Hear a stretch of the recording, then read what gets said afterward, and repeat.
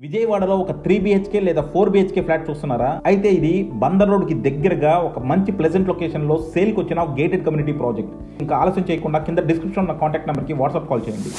బాలకోట గారు నమస్తే సార్. నమస్తే శ్రీకాంత్ గారు.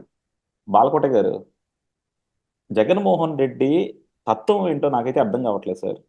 ఎందుకంటే సరే, జగన్మోహన్ రెడ్డిని ఆయన ఏదో చంద్రబాబు గారి మీద అలిగి అసెంబ్లీకి వెళ్ళలేదు అనుకుందాం. కానీ ఆయనతో ఉన్న 11 మంది ఎమ్మెల్యేలు ఏమయ్యారు సార్? అంటే ఆయనతో కలిపి 11 అనుకోండి. సో మిగతా 10 మంది ఎమ్మెల్యేలకి ఏమైంది? వాళ్ళు అసెంబ్లీకి వెళ్ళడానికి ఏంటి? ఇప్పుడు మీరు చాలా మందికి, మనందరికీ కోరిక ఏంటంటే, చాలా మందికి కూడా అసెంబ్లీకి వెళ్ళాలి, ప్రజల సమస్యలు వినిపించాలి, అసెంబ్లీలో అధ్యక్ష అనాలి అనే రకరకాల కోరికలు ఉంటాయి. కానీ జగన్మోహన్ రెడ్డి గారికి ఉన్న యుగో వల్ల మిగతా ఎమ్మెల్యేలు కూడా వాళ్ళకి ప్రజల్ని రిప్రజెంట్ చేయకుండా దూరం చేసేస్తే ఆయన ఏం సాధిద్దామని సార్? శ్రీకాంత్ గారు నమస్తే. నమస్తే సార్. చాలా రోజుల గ్యాప్ తర్వాత మాట్లాడుతున్నాను మీతో. చెప్పండి సార్. మీరు అన్నట్టుగా ప్రజాస్వామ్యంలో చట్టసభల ప్రక్రియ, ముఖ్యంగా అసెంబ్లీ, చాలా పవిత్రమైన దేవాలయం. ఈ మాట మనకంటే రాజకీయ నాయకులే బాగా చెప్తారు. అవును. ఏదో సినిమాలో బ్రహ్మానందం కనుక వినాయకుడి బొమ్మ కనిపిస్తే దండ పెట్టుకుంటాడు, ఇట్ట ఇట్ట ఇట్ట ఇట్ట. ఏదో అసెంబ్లీ ఒక గర్భగుడి లాగా, అవును, ఓ పవిత్రమైన దేవాలయం లాగా, అసలు ఆ దేవాలయంలోకి వెళ్ళకపోతే వాళ్ళకి బతికేది అన్నట్టుగా వాళ్ళు చెప్తారు. నిజంగానే ఆంధ్రప్రదేశ్ అసెంబ్లీ ఆంధ్రప్రదేశ్లోని 5.5 కోట్ల మంది ప్రజల దేవాలయం. స్వర్గీయ ఎన్టీ రామారావు గారు చెప్పినట్టుగా ప్రజలే దేవుళ్ళు అంటాడు ఆయన. ఆ దేవుళ్ళను ఆరాధించేందుకే ఈ ఎమ్మెల్యేలు అసెంబ్లీకి వెళ్ళాలి. అలాంటి అసెంబ్లీకి ప్రతిపక్ష పార్టీగా సరే 11 ఉన్నా 10 ఉన్నా జగన్మోహన్ రెడ్డి గారు వెళ్ళటానికి నిరాకరించి తాను వెళ్ళలేదు, తన ఎమ్మెల్యేలు కూడా వెళ్ళొద్దని చెప్పేసి ఆదేశాలు జారీ చేశారు.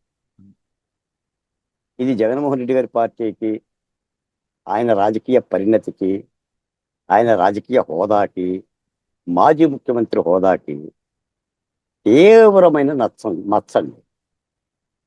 ప్రజాస్వామ్యంలో ఇంతకంటే దగులుబాజీతనం ఉండదండి. ఎందుకంటే గత ప్రభుత్వం ఆయనకు 151 సీట్లు వచ్చినప్పుడు తెలుగుదేశం పార్టీకి కేవలం 23 స్థానాలేనండి. జనసేన పార్టీకి 1 స్థానం అండి. ఆ 1 స్థానం కూడా జగన్మోహన్ రెడ్డి గారు లాగేసుకున్నారు. 23 స్థానాలు వచ్చిన చంద్రబాబు నాయుడు గారు చాలా బాధ్యతగా అసెంబ్లీకి వెళ్ళి తన విధులను, తన కర్తవ్యాలను ప్రజల తరపున నెరవేర్చాడు.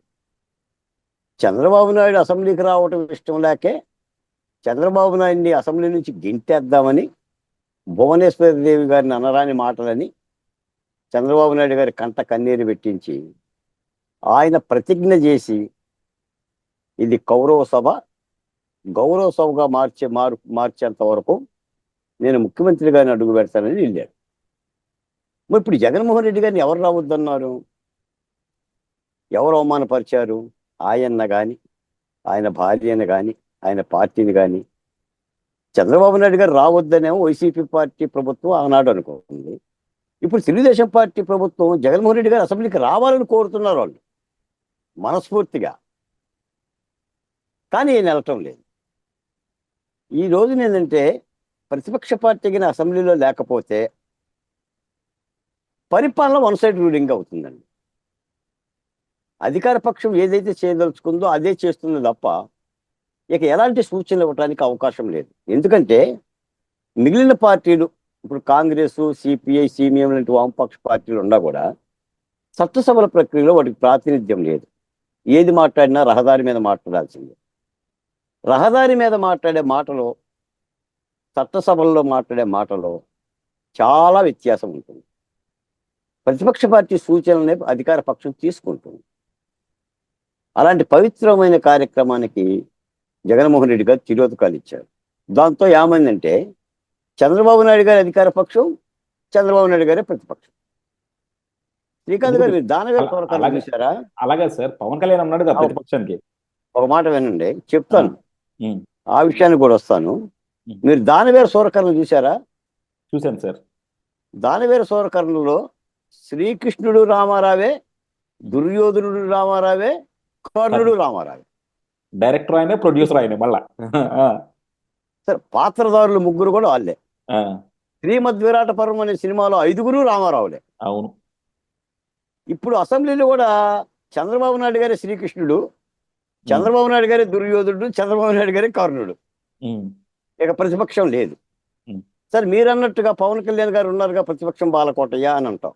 ఉమ్, అధికారంలో ఉన్న ఏ పార్టీ అయినా కూడా ప్రతిపక్ష పార్టీ కాదు. ఉమ్. అధికారంలో లేని పార్టీ మాత్రమే ప్రతిపక్ష పార్టీ అంటారు. ఇది రాజ్యాంగం ఇచ్చిన నిర్వచనం, నేను ఇచ్చింది కాదు. అదేలే. ఆ, ఇప్పుడు పవన్ కళ్యాణ్ నేను ప్రతిపక్షం, నేనే అధికార పక్షం అంటే చెల్లదు. ఉమ్, ఆయన అధికారంలో భాగస్వామ్యం. ముఖ్యంగా ఆయన ఉప ముఖ్యమంత్రి, ఉమ్, ఆయనతో పాటు 3 మంత్రులు, ఉమ్, క్యాబినెట్ హోదా ఉంది, నామినేటెడ్ పోస్టులో కూడా వాటా ఉంది.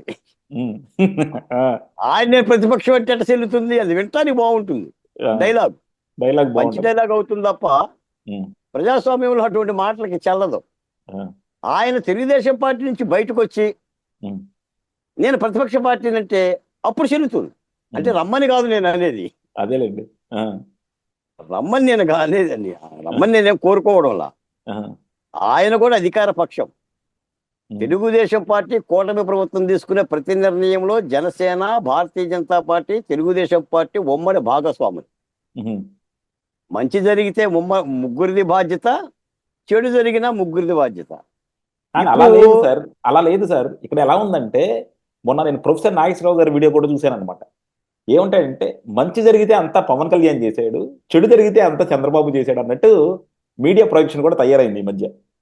ఎందుకు అవుతుందండి? మీరెవరో చంద్రబాబు నాయుడు అంటే గిట్టని వ్యక్తిని ఇంటర్వ్యూ చేసేసి ఆ, ఆయన ఇంటర్వ్యూ దేశం అంతా చెప్తే అట్టా? అంతే అంటారా? ఆ, ఆ? ఉమ్, మంచి జరిగితే మంచి అంటారు రాష్ట్ర ప్రజలు. ఇప్పుడు చంద్రబాబు నాయుడు గారి మీద ఆ మాత్రం నమ్మకం లేకపోతే 124 సీట్లు ప్రజలు అట్టిచ్చారు. ఆ, అంటే పవన్ కళ్యాణ్ నమ్మకం ఉన్నాడని కదా ఉండబట్టే వచ్చింది. కదా. ఆ, ఇప్పుడు వీళ్ళిద్దరి మీద, పవన్ కళ్యాణ్ గారి మీద కానీ చంద్రబాబు నాయుడు గారి మీద కానీ పరిపాలనలో కాస్త గాడిని పెడతారు. రాష్ట్రం కుదేలైపోయింది. ఉమ్, జగన్మోహన్ రెడ్డి గారు మరి కుక్కలు చంపిన ఇస్తారు చేసిండు, చిచ్చి బాగలేదని చెప్పి కాండించి ఉమ్మేస్తేనే కదా ప్రభుత్వం మారింది. ఉమ్, ఆ మాత్రం విషయం చంద్రబాబు నాయుడు గారికి తెలియదా? ఉమ్, అంటే నేను అనేది అంటే, ఇప్పుడు అసెంబ్లీ సెషన్ కూడా 2,94,000 కోట్ల రూపాయల బడ్జెట్ అండి. ఉమ్, ఇప్పుడు సాదా సీదా బడ్జెట్ కూడా కాదు. మరి ఇంత బడ్జెట్ ప్రజలకు కేటాయిస్తున్నప్పుడు ప్రతిపక్ష పార్టీ ఉండి దేని కేటాయింపులు ఎంతెంత కేటాయిస్తున్నారు, ఎక్కడి నుంచి డబ్బులు తెస్తారు, ఎలా తెస్తారు, ఏ సామాజిక వర్గాలను విస్మరించారు, ఏ సామాజిక వర్గాలకు మంచి జరుగుతుందనేది మాట్లాడకపోతే ప్రజలకు ద్రోహం చేసినట్టేగా ప్రతిపక్ష పార్టీగా వైఎస్ఆర్ కాంగ్రెస్ పార్టీ. ఉమ్, పోనీ జగన్మోహన్ రెడ్డి గారికి అసెంబ్లీకి వెళ్ళటం ఇష్టం లేదు. ఎందుకు ఇష్టం లేదంటే ఆయన చంద్రబాబు నాయుడు గారి యొక్క సతీమణిని కానీ లేదా చంద్రబాబు నాయుడు గారిని ఆయన అనరాని మాటలు అసెంబ్లీలో అనిపించాడు కాబట్టి నీకు సిగ్గేసింది. నీకు సిగ్గేస్తే నువ్వు ఆగు, ఆ 10 మందిని పంపించచ్చుగా. మరి ఆ 10 మందికి సంబంధించిన అసెంబ్లీ నియోజకవర్గ ప్రజలు ఏం చేయాలి? ఎందుకు గెలిపించారు మిమ్మల్ని? మీకు అంతగా ఇష్టం లేకపోతే అసలు రాజీనామాలే చేయండి. 11 మంది రాజీనామాలు చేసి మళ్ళీ గంట ఒప్పుకుంటూ ఎన్నికలకు వెళ్ళండి. ఏదో కారణం చెప్పి మీరు చెప్తున్నారు కదా ఆంధ్రప్రదేశ్లో రాష్ట్రపతి పరిపాలన పెట్టాలి, వెళ్ళండి ఆ నినాదం మీద. ఎన్నికల్లో ప్రజలు ఏం తీర్పిస్తారో చూడండి. ఇప్పుడు అసెంబ్లీకి పోవు, రాజీనామాలు చెయ్యవు. మీకు విచిత్రం చెప్పానా? అక్కడ అసెంబ్లీ జరుగుతుంటే 11 మంది ఎమ్మెల్యేలను కూర్చోబెట్టుకొని జగన్మోహన్ రెడ్డి గారు మాటలు లేవు, ఓన్లీ వీడియో విడుదల చేశాడు, విజువల్సే. మరి అలా సీక్రెట్లన్నీ మీకెందుకు సార్ చెప్తారు? కాదండి, ఇప్పుడు కమల్ హాసన్ సినిమా ఒకటి ఉంది, ఆ, పుష్పక విమానం. మాటలు లేని సినిమా ఒకటి ఉంది, పుష్పక విమానం. ఆ, ఆ వీడియో విడుదల చేశాడు. ఉమ్, ఇంకా గమ్మత్తు చెప్పానా? ఆ, శాసనసభకి వెళ్ళరంట, శాసన మండలికి వెళ్తారంట. ఉమ్, అక్కడ ఎక్కువ మంది ఉన్నారుగా. మరి వాళ్ళు ఏం చేయాలి అక్కడ పోయి? ఆ, అది చూడండి. అంటే నాకు రాజకీయాలు తెలియవు, ఉమ్, నాకు ప్రజాస్వామ్యం తెలియదు, నాకు శాసనసభ తెలియదు, శాసన మండలి తెలియదు అని చెప్పి జగన్మోహన్ రెడ్డి గారు చెప్పగానే అంగీకరించినట్టేగా. ఉమ్, అంటే నీ దగ్గర బెల్లం ఉంటేనేమో వస్తావా, నీ దగ్గర బెల్లం లేకపోతేనే వదిలేస్తావా? ఉమ్, మళ్ళీ రేపు పొద్దున ఉంటావు 29లో నేను చూసుకుంటావు. ఏం చూసుకుంటావు? ఇప్పుడు సప్త సముద్రాలు ఎట్లా దాడతారండి శ్రీకాంత్ గారు? ఇట్లే దాడతారా? ఉమ్, అసెంబ్లీకి వెళ్లకుండా, ప్రజా సమస్యలు చెప్పకుండా దీన్నేనా సప్త సముద్రాలు దాటేది? అసలు నువ్వు వాడిని కొంచెం కొత్త, వీడిని కొంచెం కొత్త, వీడిని లోపలేస్తా, వాడిని లోపలేస్తానంటే నువ్వు సప్త సంవత్సరాలు ముందు నువ్వు దాటాలిగా. వాడు సప్త సంవత్సరాలు అవసరం ఉండవు, నువ్వు వెళ్ళాలిగా సప్త సంవత్సరాలు దాటి వాడి దగ్గరికి. సప్త సముద్రాలు దాటి వెళ్ళాలంటే నీకు 100 ఎమ్మెల్యే స్థానాలు రావాలిగా. ఉమ్, ఉండ 11కి పగనామాలు పెట్టుకుంటే ఇంక నువ్వేం చేస్తావు? అందుకని చాలా దురదృష్టకరం అండి, రాష్ట్ర అసెంబ్లీలో ప్రతిపక్ష పార్టీ లేకపోవడం అనేది, పోకపోవడం అనేది చాలా దురదృష్టకరం. దాంతో ఏంటంటే ప్రజాపక్ష పాత్ర మేము పోషిస్తున్నాం. ఉమ్, మాది అధికార పక్షం కాదు, ప్రతిపక్షం కాదు, ప్రజాపక్షం. ఉమ్, ఒకటో ఆరో మేమే మాట్లాడాల్సి వస్తుంది ప్రభుత్వానికి సూచనలుగా. మా మాట తీసుకున్నా తీసుకోకపోయినా ఆ, చేయగలిగింది ఏముంది? ఇప్పుడు మంత్రాలు వచ్చినోడే బ్రాహ్మణుడు అండి. అసలైన బ్రాహ్మణుడు దొరకపోతే ఏం చేస్తారు? పిల్ల ఆపుతారా? ఆ. ఆ వచ్చినోడితోనే మంత్రాలు చదివించి తాలిబొట్టు కట్టిస్తాం. లేదా టేప్ రికార్డులను పెట్టుకుంటాం. అది ఏదో ఒకటి చేస్తాం. ఆ. మీకు అనుభవం ఉన్నట్టుంది అది కూడా. అందుకని ప్రజాస్వామ్యంలో వెళ్ళకపోవడం అనేది ఒక సిగ్గు చేయటైన విషయం. మరి దాన్ని సమర్థించుకుంటున్నారు. ఉమ్, చాలా మరి అంటే ఆయన వైఖరి అదేనండి. మనం 5 ఏళ్ల పరిపాలనలో జగన్మోహన్ రెడ్డి గారిని చూసింది కూడా అదే. అతను వైఖరి ఏంటంటే అతను రాజకీయ పార్టీ నాయకుడు కాదండి, అతను ఎస్కోబానే. ఉమ్, అతను ఖచ్చితంగా చంద్రబాబు నాయుడు గారు చెప్పినట్టు, నేను చెప్పినట్టుగా ఎస్కోబా పరిపాలన. ఆయన కావాల్సింది ఏంటంటే ఉమ్, రాచరికపు నాటి పద్ధతి కావాలండి. ఉమ్, ఆయనకి ఈనాటి ప్రజాస్వామిక పద్ధతి, ప్రజలను గౌరవించటము, ప్రజల దగ్గరికి వెళ్ళటము, తప్పులు సవరించుకోవటము, సమీక్షించుకోవటము, ఇలాంటివి ఏమి లేవు ఆయనకి. కాబట్టి మీకు ఇంకో మాట కూడా, ఇప్పటి వరకు ఆయన 3 రాజధానులు వెనక్కి తీసుకోలేదు తెలుసా. ఉమ్. అమరావతిలో వేల కోట్ల రూపాయలతో పనులు జరుగుతున్నా నేను 3 రాజధానులు అనే అంశాన్ని వెనక్కి తీసుకున్నానన్న మాట ఆయన నోటి నుంచి రాలా. ప్రజలే వెనక్కి తీసుకున్నారు కదా సార్, ఇంకా ఆయన తీసుకునేది ఏముంది నా బొంద. అంటే రేపు వచ్చినాక పెడతలేమో మళ్ళీ. ఆ, ఇప్పుడు ఈ అమరావతిలో కట్టిన కట్టడాలన్నీ కూడా ప్రజావేదికలా కూల్చేసి, ఆ రోడ్లు దవ్వేసి, ఉమ్, పెట్టుబడిదారులందరూ కూడా ఎల్లగొట్టి ఉమ్. బీపీ వస్తుంది కదా వాళ్ళ కార్యకర్తలకు. ఇప్పుడు డబుల్ బీపీ వస్తుంది కదా రేపు. అంతే అంటారా? ఆ, ఆయన చెప్తున్నాడు కదండి, రేపు 29లో నేను అధికారంలో కానీ డబుల్ బీపీ వస్తుందని చెప్తున్నాడు కదా. ఉమ్, ఒక ఎస్పీనే, పోలీస్ అధికారిని, సుబ్బారాయుడు గారిని నువ్వు తెలంగాణ పైన కూడా లాక్కొస్తానని అంటున్నాడంటే, బెదిరిస్తున్నాడంటే ఉమ్. మరి సుమోటుగా కేసు పెట్టొద్దండి ఆయన మీద. అదే. ఆ, పైపించి అంబట్టేమంటే సుమోటుగా పెడతారా? పెట్టుకోండి, ఉమ్, పెట్టుకోండి. అంటే జగన్మోహన్ రెడ్డి గారు జైలు పోవాలని ఉన్నట్టుంది అంబటికి. ఉమ్. అదే. ఆ, అసలు ఈయన గినక లోపల జైలు ఎత్తే ఉమ్. మా పార్టీ బట్టిన ఇబ్బంది పోద్దేమని అనుకుంటున్నాడేమో. ఎందుకు శనిపోద్ది అనుకుంటున్నారు అది. ఆ అలా ఉంది వాతావరణం. కాబట్టి ఉమ్, కొన్ని కోట్ల రూపాయలు బడ్జెట్తో జరుగుతున్న అసెంబ్లీ సమావేశాలు ప్రజలందరూ ఎదురు చూస్తున్నారు. ఆయా సామాజిక వర్గాలు ఏ పథకాలకు అందిస్తారు, ఏ సంక్షేమానికి అందిస్తారు, పరిశ్రమలకు అందిస్తారు, ఉద్యోగస్తులకు అందిస్తారు, మా ఎస్సీ ఎస్టీ సంక్షేమ పథకాలకు అందిస్తారని మాలాంటి వాళ్ళము ఇవన్నీ ఎదురు చూస్తుంటే అక్కడ మాట్లాడేది దిక్కే లేదు. కాబట్టి చంద్రబాబు నాయుడు గారే ప్రవేశపెట్టాడు. ఒకరోజు టైం ఇచ్చాడు, దీన్ని మొత్తం చదువుకో. స్పీకర్ గారు వాళ్ళ మాట చెప్పాడు. ఉమ్, ఈ వచ్చిన ఎమ్మెల్యేలు చాలా మంది, 64 మంది ఎమ్మెల్యేలు, కొత్త ఎమ్మెల్యేలు ఉన్నారు. ఉమ్, వీళ్ళకి బడ్జెట్ అనే పదానికి అర్థం తెలియదు. ఉమ్. ఒకరోజు సభను వాయిదా వేస్తున్నాను, మీరు ఈ కాగితాలు తీసుకెళ్ళిపోయి చదువుకొని రేపు రెండు చర్చకు అని చెప్పిండు టీచర్ లాగా. అందులో క్వశ్చన్లు అడుగుతాడేమో రేపు పొద్దున. అడిగినా చెప్పాలి కదా స్పీకర్ గారు అడిగితే. ఆ, అందుకని అలా వాళ్ళ ఎక్సర్సైజ్ వాళ్ళే చేసుకుంటున్నారు.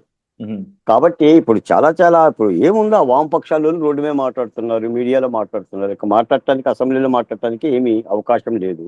ఉమ్. రేపు బడ్జెట్ మీద చర్చ జరిగితే ఆ చర్చలో విమర్శ ఏముంటుంది? అదే. విమర్శ ఏమి ఉండదు. ఇప్పుడు ఈ బడ్జెట్ బాగుంది, ఆ బడ్జెట్ బాగుంది, ఇక ఒకటే ఉంటుంది, ఆదికి అన్నం పెట్టేసి ఊరికి అన్నం పెట్టేదని ఒకటే ఉంటుంది. వెనకటికో సామెత ఉందంట, వాడే తిని వాడే దీవించుకున్నట్టుగా ఏముంటుంది? ఉమ్, నీకు ప్రజలు నమ్మకం మీద ప్రతిపక్ష పార్టీగా గుర్తించి అమూల్యమైన 11 స్థానాలు ఇస్తే, మాజీ ముఖ్యమంత్రి అయ్యి ఉండి నువ్వు బాధ్యత మరిచి, నువ్వు బెంగళూరు యలహంక ప్యాలెస్లో కూర్చొని, తాడేపల్లి ప్యాలెస్లో కూర్చొని పిచ్చాపాటిగా ప్రెస్ మీట్లు పెట్టుకుంటే ఏ ముఖ్యమంత్రి? ఇవన్నీ కూడా ప్రజలు అర్థం చేసుకుంటారు అనుకుంటున్నా. ఏదైనా అసెంబ్లీకి పోకపోవడం అనేది జగన్మోహన్ రెడ్డి గారు చేసిన చారిత్రక తప్పిదం. ఈ అదే. తప్పిదాన్ని మాత్రం అధికార పక్షం ఈ రోజు, రేపు, వచ్చే ఎన్నికల్లో కూడా ప్రజల్లోకి బలంగా తీసుకెళ్తుంది. దాని మూలాన వైసీపీ పార్టీకి మైనస్ అవుతుంది తప్ప ఎట్టి పరిస్థితుల్లో ప్లస్ అవ్వదు. అసలు శాసనసభకి ఎందుకు వెళ్ళలేదని చెప్పడానికి అని అడిగితే జగన్మోహన్ రెడ్డి దగ్గర ఆన్సర్ లేదండి. ఆయన ఒకటే చెప్తున్నాండి, నాకు మైక్ ఇవ్వరేమో అని చెప్తుడు. రెండోది ప్రతిపక్ష పార్టీ హోదా ఇవ్వలేదు అని చెప్తుడు. లేదా వాళ్ళని నేను తిట్టాను కాబట్టి నన్ను తిడతారేమో అని చెప్పి భయపడుతున్నాను అని చెప్తుడు. ఇక ఇంతకు తప్ప వేరే మార్గం ఏముందండి? అది. అది పరిస్థితి. Yeah. ఉం? Okay sir. కాబట్టి అసెంబ్లీని గౌరవించే పార్టీలే రాజకీయ పార్టీలండి. అసెంబ్లీని గౌరవించని పార్టీలను క్లోజ్ చేసుకోండి, అదే. మూతేసుకొని వ్యాపారాలు చేసుకోవడం తప్ప రాజకీయాలు అక్కర్లేదనేది నా భావన. Okay. Thank you sir. Thank you very much sir.